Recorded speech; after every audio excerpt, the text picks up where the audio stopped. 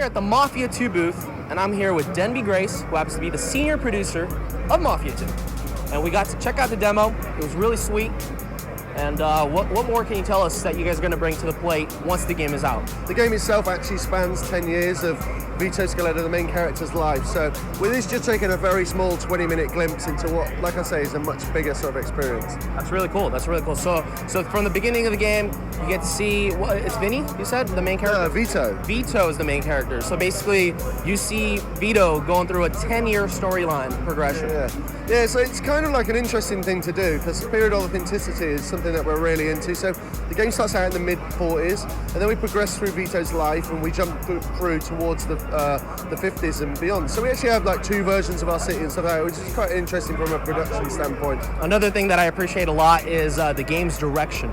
And what I mean by that is when we played the demo and beat it, we noticed, I believe it was Vito's, colleague, put a gun down that fat guy's mouth, and what seemed to us like once he pulled the trigger was that he blew off that guy's head.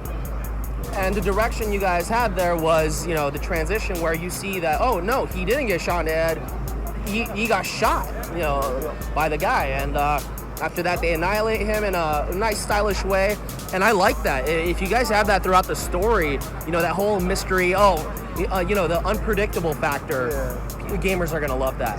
Lots of twists and turns throughout the story, that's the thing. Make you think you know what's happening. Make you think, so many people I talk to, the story, it seems really cliche, and you're like, no. Actually play it and see what it is.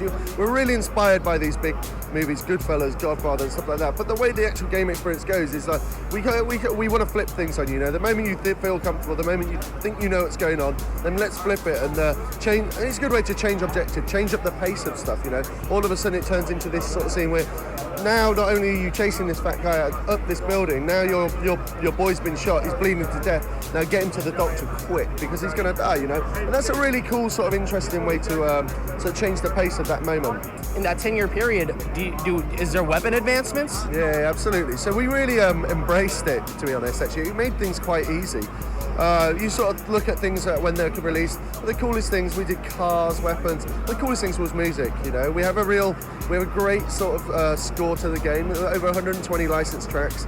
And then we kind of release these things sort of gradually over the time. So you're driving around your vehicle towards the end of the game and you're still hearing songs that you've never heard before. And as well as that, we kind of scored it to the moment in the game. So if you're like in a really frantic car chase, then you hear a much more upbeat, faster song. If you're a really somber moment where it's dark at night, maybe raining, then you're going to hear an appropriate tune. It's got that feeling, that Goodfellas, that Godfather, that epic sort of Mafia movie feel, which is exactly the number one goal of this project, is to bring to gamers sort of they're the central character in this epic Martin Scorsese movie, and I think we do a very, very good job of that. Awesome. That's Denby Grace, guys. Mafia 2 coming out August 24th in North America, and we look forward to the title. Much success, guys. Thanks.